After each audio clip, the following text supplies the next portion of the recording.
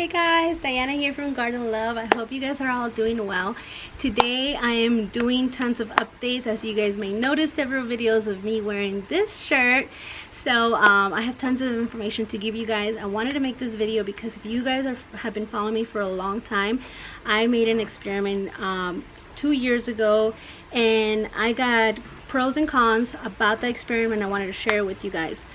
I used to take a container and put some weed lining at the bottom to hold moisture, just because we get so much sun here in the area that I live, and my plants in my pots get completely dried out and I have to constantly be watering, and due to that, you know, if I want the plant to survive and I constantly have to be watering, then it's just too much work. So what I did is I decided to put some weed lining under inside the container, then put the soil, then put the plant in, and that helped retain some moisture, so that way the plant actually had an opportunity to absorb some of that water, and then it allowed me to take a few days in between watering. However, this year, 2019, the winter of 2018 and the beginning of 2019, I noticed that some of my plants were dying, and that is because we got tons of rain, which means that my plants were getting more than enough water and they started to get root rot.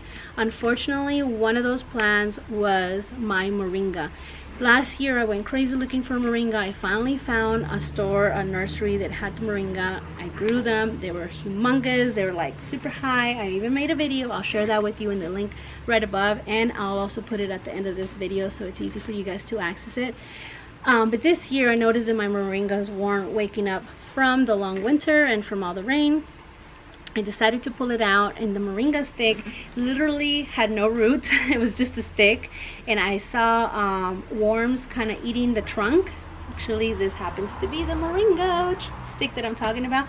There was worms going into the trunk. If you don't know about Moringas, it's a superfood. You actually can eat the root, the stalk, and the leaves, and the flowers, and the seeds. You can basically eat everything that involves Moringa, like everything. You could eat every single part of it. So me seeing the worms going up the stalk kind of showed me that, yeah, it's edible, right? The worms eat basically everything that we eat.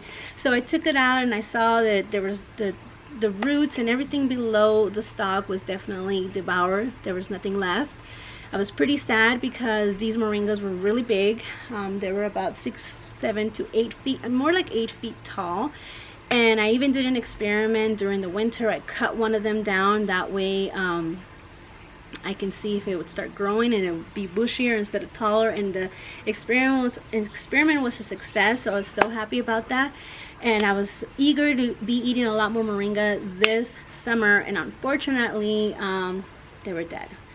So I pulled them out and I decided to stick them in a pot because I figured this pot is going to have less water retention, and it's going to allow the little trunk or the little stick, whatever you want to call this, to dry out, and maybe it would root. I don't know. It was just total, like, I winged it. I decided to give it a try, and I want to show you that in fact I believe they have rooted and they're growing. So let me show you. Here it is.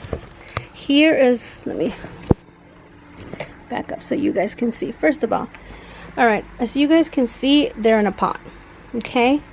And this was the experiment that I did. I cut it off and I was going to see if it started to flower, and it did last year. And now that I thought they were dead, I put them in the soil. If you guys can see how well you guys can see, they're in the soil. And then a few weeks after that happened, I started to see some life come back to the trunk. As you guys can see, those are actually some little buds that I'm going to be seeing Moringa leaves. I'm so excited, guys. This cutting was a success. It has rooted. It wouldn't be doing that if it didn't root, because if you would have seen how the bottom of it looked, it was terrible. I was so disappointed. I wish I could have recorded it, but I didn't. I just kind of, there's sometimes where I get in the garden and I don't bring my camera, and I was just so sad, guys. I was so sad to see that I killed my plants due to an experiment. And honestly, I had forgotten that I had done that to that pot until I pulled it out and I saw that there was some weed lining. And you can see that there's some growing everywhere. And this is in a ceramic pot. I put a pot inside, and then I put soil all around the pot, and then I put another pot inside of the pot, so that way this is easy to move without disturbing the ring that I had created of a little planter. So guys, I'm just excited. I wanted to show this to you guys, and I wanted to tell you that you could take a cutting from a moringa.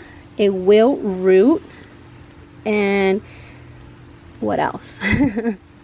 And not to give up, that it's definitely possible. So you guys can see, I'm gonna link the videos right above and at the end, so you guys can see these moringa trees where they were at. You would witness the shape of this tree, how I trimmed it down.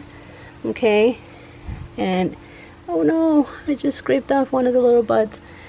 And yes, it's possible, guys. I'm so excited. I can't wait to give you guys updates in a following week, so you guys can see how amazing these moringa trees branches are going to be leafing out. And that's it, guys. So if you have a moringa that died, go ahead and take a piece of that moringa and stick it in the ground, and I wish you all the best. All right, guys, you guys have a great day. Love you guys. See you in the next one. Bye bye.